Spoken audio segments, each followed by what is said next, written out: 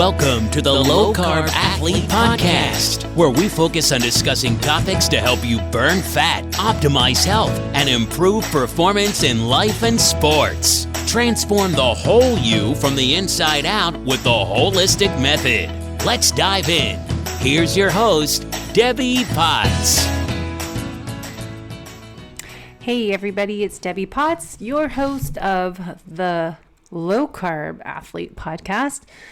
We were the Whole Athlete Podcast, but I can't use that name after 5 years. There's a fitness performance center in San Francisco that would like me not to use the name. So we're going to my social media handle, which is the Low Carb Athlete. And what we really talk mostly about on this podcast is how you can improve your ability to burn fat. And we have 100 episodes of Fit, Fat, Fast that John Smith and I recorded way back in 2012 for 1 year until he had to leave for regular job, because this is kind of something we do for free. We actually pay to do podcasting, and I am not having any sponsors, and I actually pay to talk to you and do this because I like to do it. It's fun. I don't really count how many people are listening. I just hope that you enjoy what you're listening to and share this information with other people that relate to wanting to increase their ability to burn fat, how to improve their health. So those that are health optimizers and those who really want to get peak performance gains, how you can improve your athletic performance. But also, you don't have to be an athlete to listen to any of this information. I obviously talk a lot about my story of living life as a race and how chronic stress accumulates from external sources and internal sources and comes into one funnel into your hypothalamus, and that message is sent to pituitary gland and to the adrenal glands. That communication system gets bombarded with excess, nonstop, ongoing, chronic sources of stress, and anything you do too much will probably become too much of a stress. So more, as I say, is not better. Less is sometimes better, but you have to find that right amount of everything that gives you positive benefits, a positive reward. And I call that the Goldilocks effect. Everything. Keto, how much carbs, how long should I fast, how long should I exercise, how much should I do for interval training, and how long should I rest and recover. This is everything we talk about in the show. And there's not one specific answer for anything. We always say N equals 1. It is an experiment. It is a journey.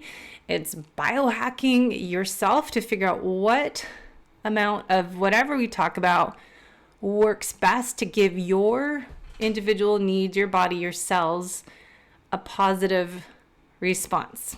So with that, the Low Carb Athlete Podcast talks about elements of what I termed 5 years ago, which I need to refer back to my book, The Holistic Method. And that's where the Whole Athlete came from. Not copying anyone's gym, but the holistic method is talking about how you can transform the whole you from the inside out with these 8 elements we try to discuss on the show. Mondays I interview somebody, and Wednesdays I try to focus on health building tips and information, and then Fridays talk about performance areas of opportunities so you can improve your athletic performance. But as I started to say 5 minutes ago, and it obviously finished my sentence, of course, as usual, I get rambling. And athletic performance in life, daily life. We need to improve our resiliency to thrive each day in daily life activities. So it's not just for athletes, was my point 5 minutes ago. It's about thriving, feeling alive, improving vitality. I just was writing down notes for a client, but how to really embrace the change of the aging process And my goal is to not complain and blame the aging process of how things in our body might change, but embrace the journey, accept it as a part of life. It's not getting older and using that lame excuse, but knowing that as we go through different age groups, we change, and it can be a positive switch of your hormones, and we just have to adapt and supplement a little bit more, change what you eat, maybe add a little more protein. And as we're learning a lot of information on protein and amino acid supplementation, especially for the female athlete, and as their hormones change and your phase of your cycle that you're in. And so there's so much information as we change, as we get older, we need to embrace. And so that's why I'm really fascinated by all this research on mitochondria function, because that's what we really need to work on, reducing our oxidative stress and improving our mitochondria function. So if you want to improve your ability to burn fat, optimize your health for longevity, and if you want to improve your athletic performance, or as I said, just thriving each day and making each day the best day ever, I really think we need to focus on that mitochondria function. And that correlates with our external stress reduction and improve more positive stress at hormesis, so hormetic stress that shuts on, shuts off, on, off, not constant stress. And then, of course, as I keep talking about these hidden internal stresses, we really need to invest money and time and assessment of what is going on under the hood. As I do as an FDN practitioner, and I'm combining that with my nutritional therapy background and what I've learned from the Czech Institute and Ben Greenfield and my Keon program with him and being a superhuman coach, it's really the holistic method. And learning about what is going on under the hood is part of the goal to improve your performance, longevity, and of course your fat loss. But we work in the lifestyle habits. So you need to work, of course, on what you're eating, how you're eating, when you're eating, why you're eating. And then we need to work on exercise. What type of exercise? Are you doing too much endurance exercise, having that catabolic breakdown, and you're not doing enough muscle building anabolic, so weightlifting, lifting heavy weights? And we need to work on getting daylight exposure, getting outside, walking, moving in the daylight when the sun's up, or trying to be out. And we need to work on our sleep, getting quality sleep. So what you're doing before bed, what you're doing in the morning impacts your ability to have a good night's sleep. And actually I had a good sleep last night. I took my MagTech and CBD Dream I get from Natural Stacks that I love earlier, and it really made a difference. Rather than taking it right before bed, I took it about 3 hours before I went to bed, and wow, I had a good sleep.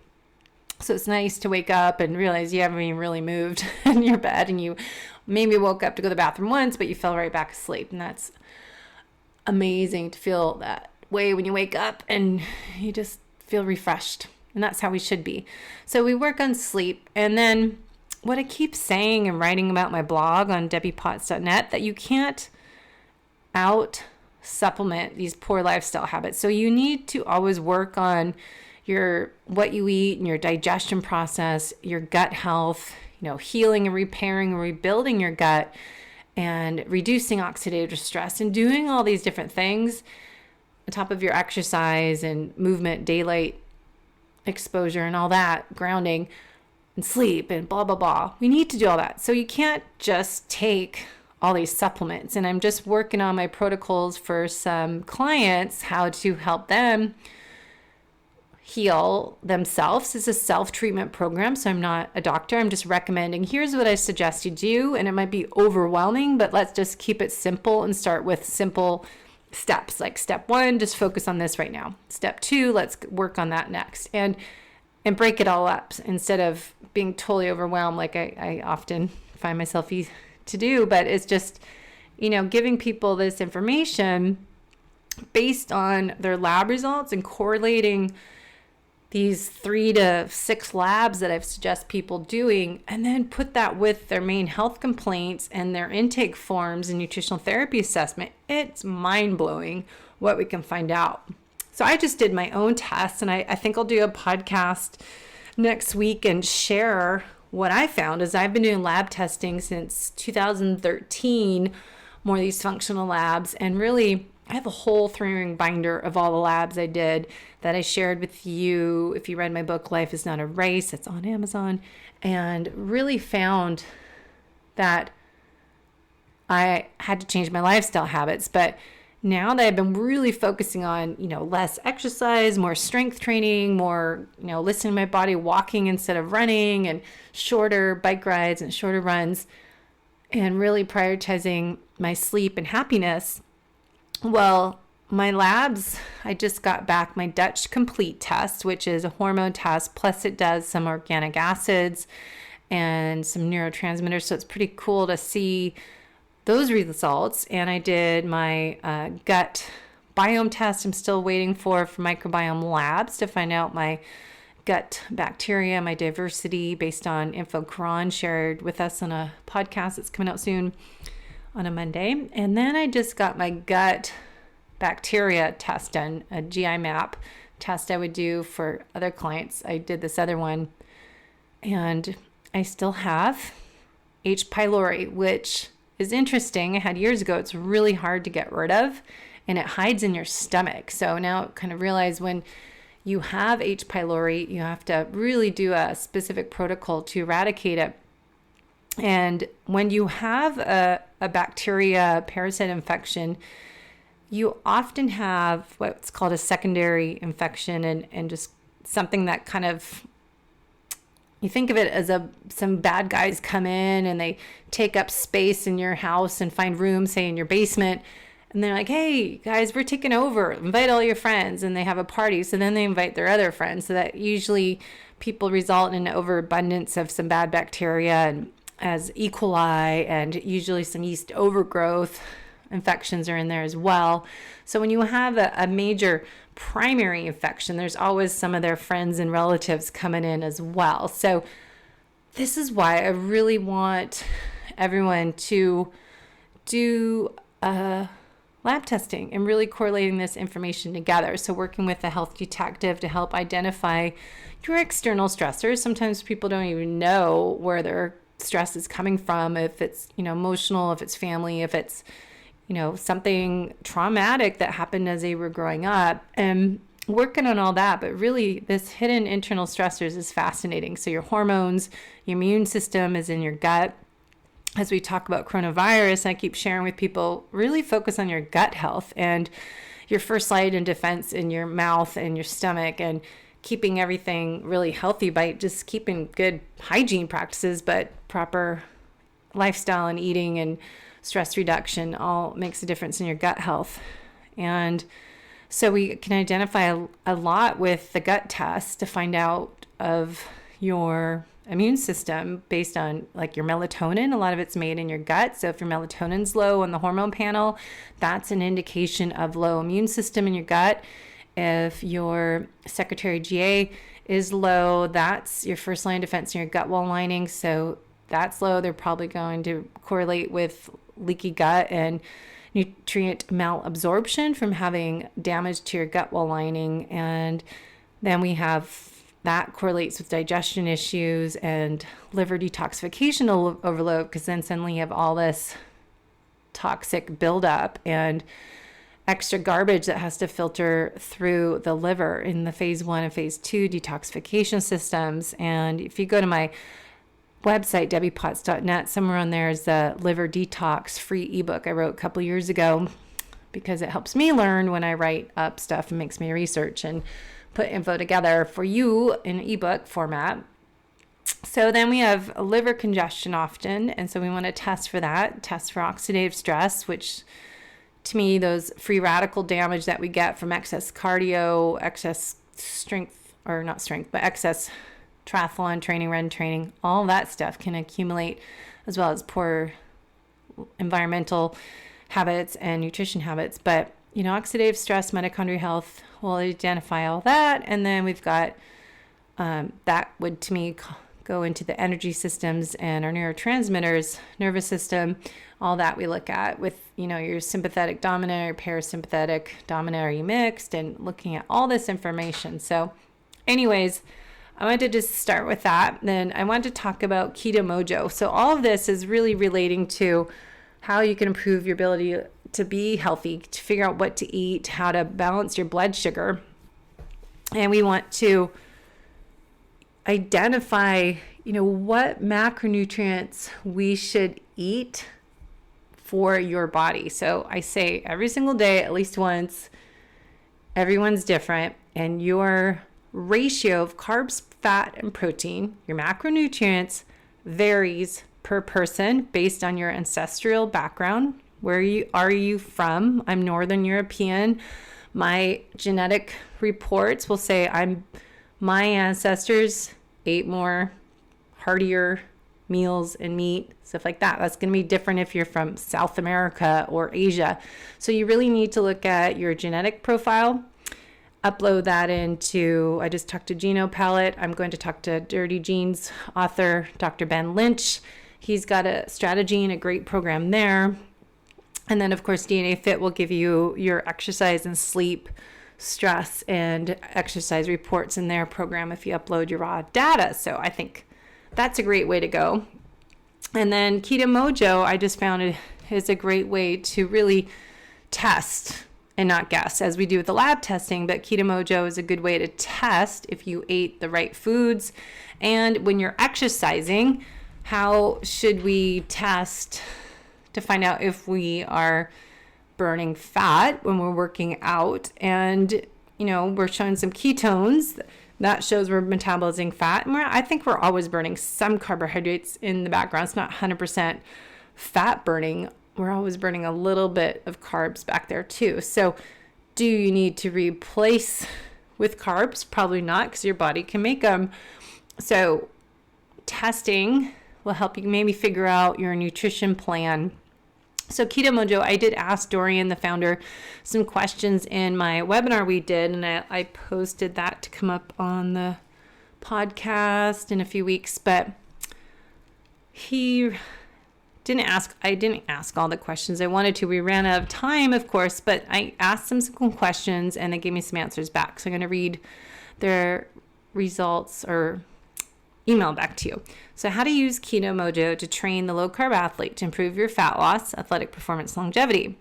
The best way to use Keto Mojo is in conjunction with your training plan. Depends on one's specific objectives. Of course, it's always N=1.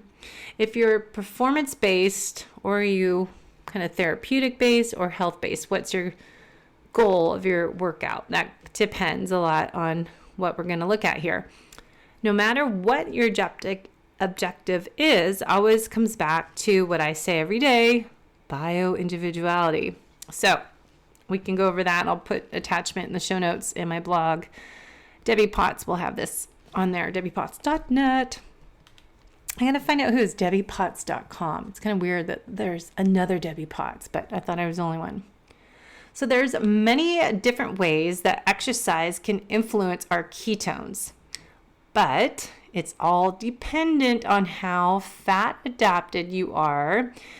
In other words, how efficiently do you burn fat? Now, I wish we could do metabolic testing because that's the best way to see what your body's doing while you're exercising.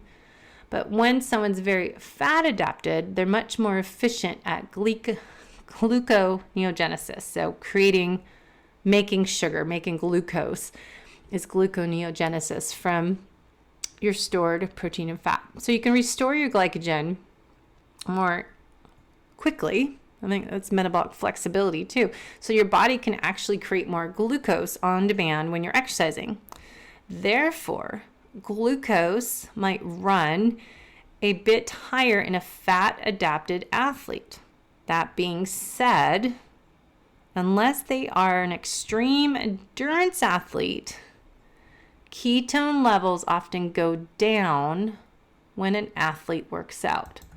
So everyone that freaks out that they're out of ketosis when they exercise, just be patient and wait to test, I think. That's my own comment.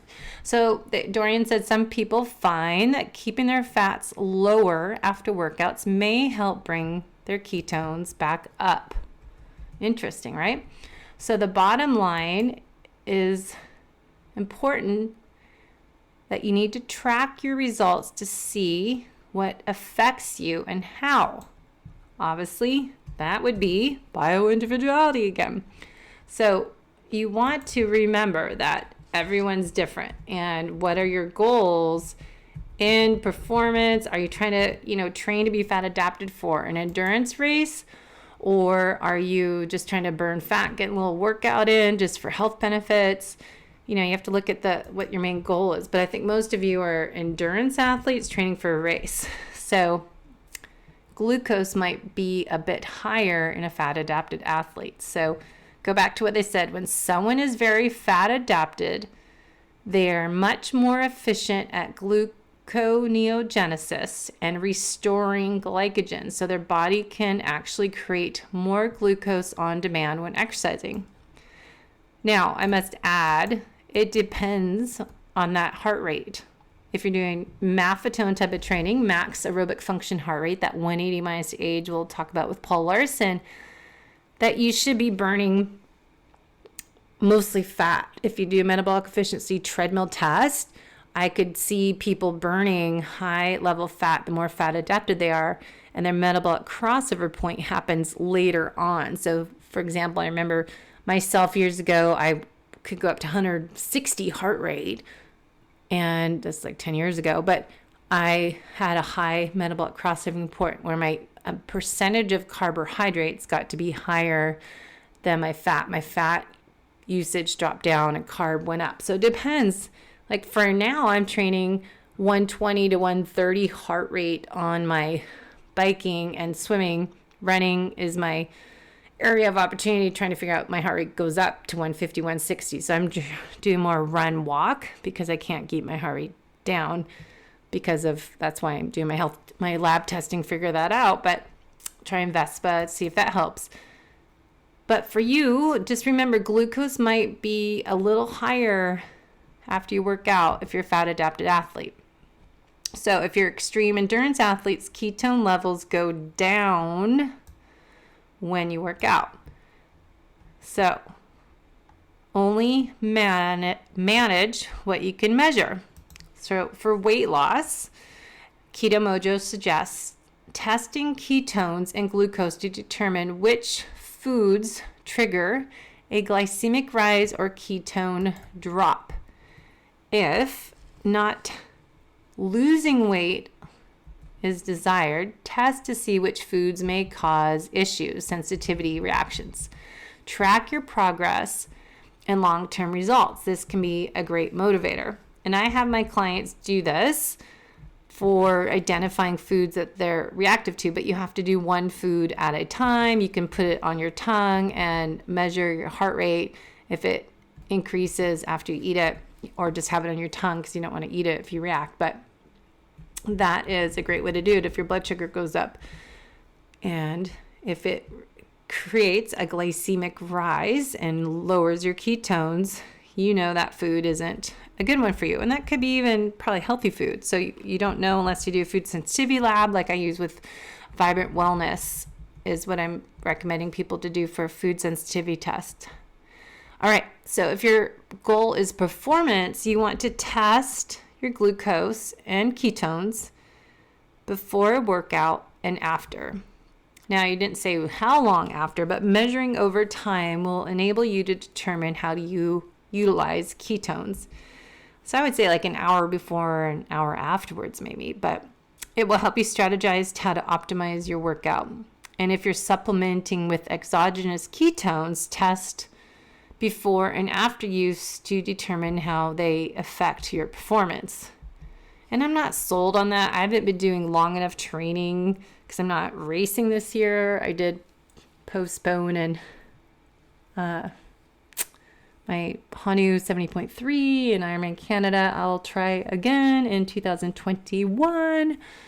I turn 50 next year. So I think I'll just try to see if I can build my mitochondria up this year and try to race next year, but because I don't get my money back. So I might as well try again next year. But exogenous ketones I haven't really experimented with. So let me know if you have and if it makes a difference. Dorian of Keto Mojo just said to also look at what Thomas DeLauer's talked about. He does more weightlifting. I don't think he's an endurance athlete, but we know Zach Bitter's endurance athlete, and Ben Greenfield does more Spartan type of races now. But obviously we know he's done Ironman and did the whole faster study. And I watched him in Ironman Hawaii and Ironman Canada the year he was doing his ketosis experiment. So lastly, if you are looking for longevity, much of the emerging information is coming from the biohacking world here. And the biohackers test and discover how to optimize their health. There are new developments daily on ways you can improve your longevity as well as for athletes. But Ben, they said, is a master of this, and I'll have to ask Ben about this and Kelsey. But the bottom line is measuring with Keto Mojo can help you make your individual decisions on what works best for you for fueling. So we've talked to Peter Defty about optimal fat metabolism and carb timing using Vespa. We've talked to Matt Bach at UCAN of using UCAN for pre-drink in training, endurance events, and racing. During a long ride, I would use UCAN. I've used S Fuels. I haven't used their new race formula, but I did their training one last year, actually a year ago when I was doing a training camp in Tucson. And I just needed more electrolytes and something light for, 50, 70 miles was the longest we went. And I used S Fuels, and that actually worked really well for me. So you just have to experiment. Everyone asks, what do you use? What should you do? What you eat beforehand. And it depends. And I think it varies man to woman, and hormone cycle for females and all that you have to take into account, because females, you have different fueling strategies you'll need to do your first 2 weeks of your cycle versus last 2 weeks of your cycle. And hopefully I can get Dr. Stacy Sims on the show to dive into that information, that research she's done a lot on. So we have to remember bio-individuality is what I always talk about. And, it might be a buzzword, but there's a reason for it, because that's what we use in nutritional therapy. That's what we do as FDN nutrition practitioners when we work on creating what Reed Davis terms as a dress for health success protocol for individuals. We recommend them what to do for their nutrition, their diet, for the rest, exercise, stress, and supplementation plan.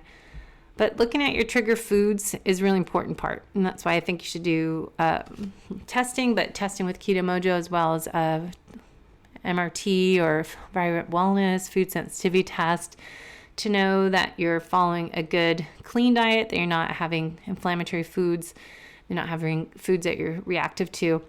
But the trigger foods, if you're following clean keto diet, Dorian said, staying in ketosis, you might not have to worry about the trigger foods.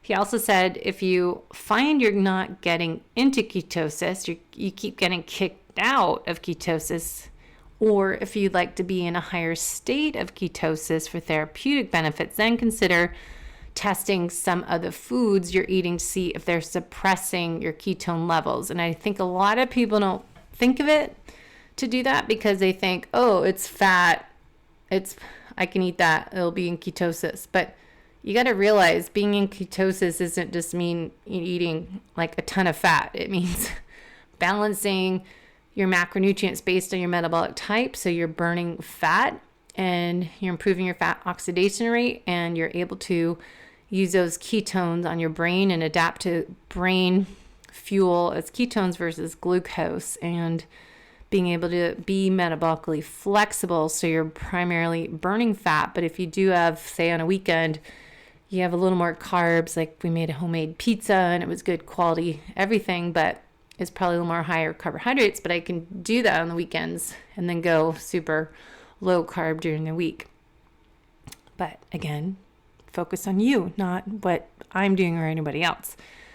So the required tools for doing this Keto Mojo test here for Bio-Individuality, here's what they suggest doing. For testing your trigger foods that may kick you out of ketosis, you need 3 ketone and 3 glucose tests all in one day to see if the food you eat during the day adversely affects your ketone and glucose levels and thus impedes your ability to reach optimal ketosis. So what you do is before you eat, get your baseline of your ketones and glucose. This helps you get your levels before you eat in your baseline reading. Then you need to have this information so you can compare it to after you eat the food in question. Now, it has to be specific food, so it can't be mixed into a meal with all this other stuff. You have to do one food, like a steak or cauliflower or broccoli, whatever it might be. So you need to look at this. And then the best time to conduct the test is fasted in the morning before breakfast, or at least 3 hours after your last meal, or 3 hours after any food. Now, they have step-by-step guide to testing, how to test your ketone and glucose on their website, so I'll put that in the show notes. Then they said record your readings, and then the postprandial tests that will hint if you are reactive to food in question. The purpose of this test is to introduce a food in question to your diet and see how you respond 60 minutes later. So it's best just to eat the food in question if possible. Then, as I just said, the more ingredients mixed in, the more variables in the equation. So we suggest that, eating something, a typical food that you eat normally, and then the same size of food that you would eat. And if you're trying out a keto snack, eat the portion size on the package. Then next, record your readings with each test and that portion size and the food you ate, of course. So kind of keep track of everything so you can duplicate it later, replicate it. So the postprandial test that will tell you what you need to know about the food in question is a test that allows you to see how quickly your ketones and glucose recover, or if you don't, from the food you ate. So you want to wait at least 2 to 3 hours after eating, ideally 3. Then we record those readings and results. You want to look at what you were looking for is the glucose. So 3 hours after you ate something, you're testing. The glucose should not increase more than 30 milligrams and should return to your baseline in 3 hours. Your ketones should not drop more than 0.5 to 1.0 millimole for your ketone measurements and return to baseline in 3 hours. So your baseline, remember, was that fasted morning measurement you took. So your glucose reading of test 1, baseline, prandial test, and then next you do 60 minutes, test 3 is 3 hours after for ketone measurements. Baseline, 60 minutes, ketone. So you do your glucose. I see what they're saying. So you take it in the morning. Second test is 60 minutes after, and then 3 hours after. So that goes for glucose and then ketones.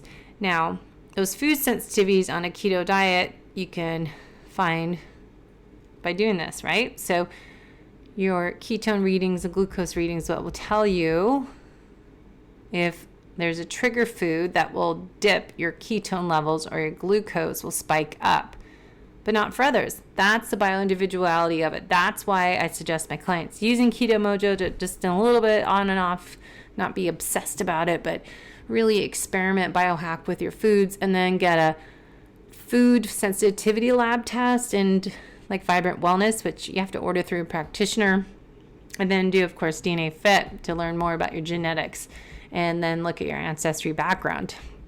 But your food sensitivities, it could be, keto foods, and you could react to them. So common ones are dairy, all those alternative sweeteners for those who are eating all of that packaged keto labeled food. That's usually, the erythritol and stuff that's going to cause you to have poopy pants. Alcohol, prepackaged foods. So you really want to identify your trigger foods, and the only way to tell if you're reacting to specific food is test your ketones, glucose, and your heart rate.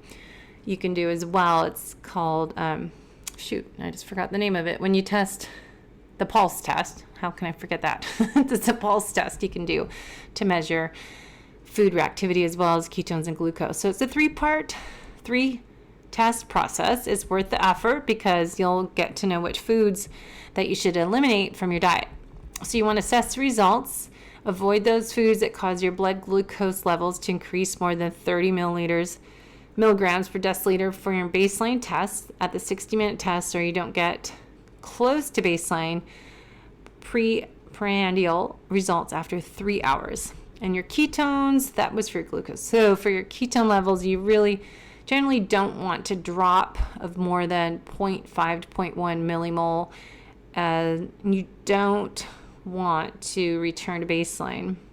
You do want to return to baseline by the 3-hour mark for your ketone levels. So there's some foods that increase ketone levels due to the high fat content, like MCT oil, heavy cream, coconut oil. A lot of people, if you look at your genetic report, are more sensitive to saturated fat. So you need to look at your genetic markers, see if those SNPs are for you, if you have the marker that you need to limit saturated fat to 10%. So you might need more variety of fats or avoid some fats in question as MCT oil or organic heavy cream, if that's a reaction, because I put that in my coffee every morning, so I should actually test that.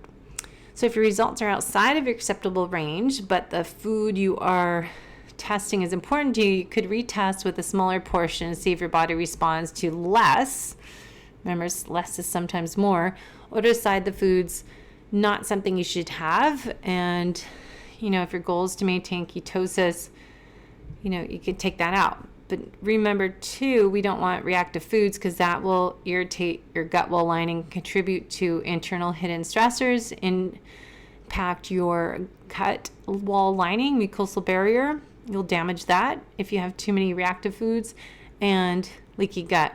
And then you have this whole domino effect of liver congestion, oxidative stress, and inflammation in your body, gut-brain connection, all of that. It's all connected. So really, what we eat is so important to health.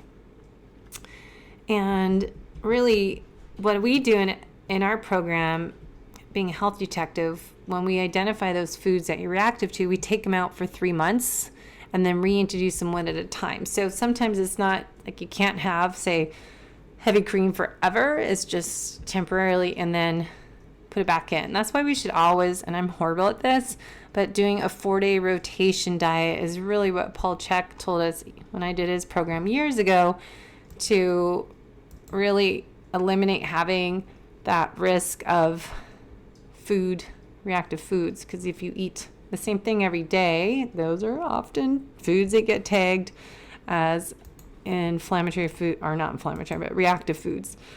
So that was just a little more information that I want to give you today, and I think we will dive into next the information on Keto Mojo. Just looking up this blog post they sent me, testing for Bio-Individuality. I'll put the link for that, and trigger foods and how to test kind of everything we talked about, 1, 2, 3 steps and results, getting to know your readings and having that baseline. So I'll see if I can attach that in the show notes. But Keto Mojo has really good blogs. I really like what they have. And I'll be doing some research as I work on my presentation for the Low Carb Athlete Performance Gains and Longevity at KetoCon this June. I need to start diving into some research to provide references for my opinions. And so it's not just me and my intuitive nutrition background, but exercise experience with stress and all that. I need some supportive data. So I know Virta Health is Dr. Volek and Finney's. They have some good research on there, and I posted some videos on my Low Carb Athlete Facebook page. But there's some good stuff out there, but there's not a lot of research. But there's a little bit more coming out, I'm sure. And I'll talk about kind of chronic stress, how it impacts your ability to burn fat and help recovery and repair, and how we really need to work on the 8 elements of the holistic method, which you should know by now. It's nutrition, exercise, sleep, stress, movement, and then gut health and digestion, seventh one is hydration. And then we've got happiness, which is gratitude and play, laughter. And actually, a lot of people talked about that in their presentations last weekend at Nutritional Therapy Show or conference. So anyways, I just wanted to share some information with you on how it's all about bio-individuality. Instead of guessing, we need to start testing. So testing with functional lab tests and doing the Keto Mojo, glucose and ketone testing, and really looking what's under the hood. So I will be offering a special deal for my listeners, a health optimizer package that includes a 30-minute interview, kind of work on your intake forms and assessments and talk to you about your goals. And then I will include the lab testing. You pay for it and order it on your own. I send you the kits, and then we'll have a follow-up call that's an hour and a half to go over your results and your recommendations. So the package price will include all the time that it takes me to look through your intake forms and the labs and put it all together with our clinical correlation and our medical director review. And I go through the Dutch doctors and go to them what to do. So lots of information for me to go through, but then you just have couple meetings with me and you just have a lot of intake forms to fill out and the lab tests to do, which are always fun. Urine and poop, and there's a blood test, but that's it. So let me know if you have questions, comments, and anything you want to hear more on the show. It'd be great if you could share this podcast with your community. That'd be awesome. Head to debbiepotts.net to learn more and send me your comments and suggestions over there. So thank you so much, guys. Enjoy your day today, and hopefully you got outside and saw the sun. All right, bye-bye. Thanks for listening to the Low Carb Athlete Podcast. If you have any questions, feedback, or topic suggestions, let us know on Facebook or at debbiepotts.net. You can help us to continue to grow by leaving a review on iTunes. Thanks again, and we'll see you next time.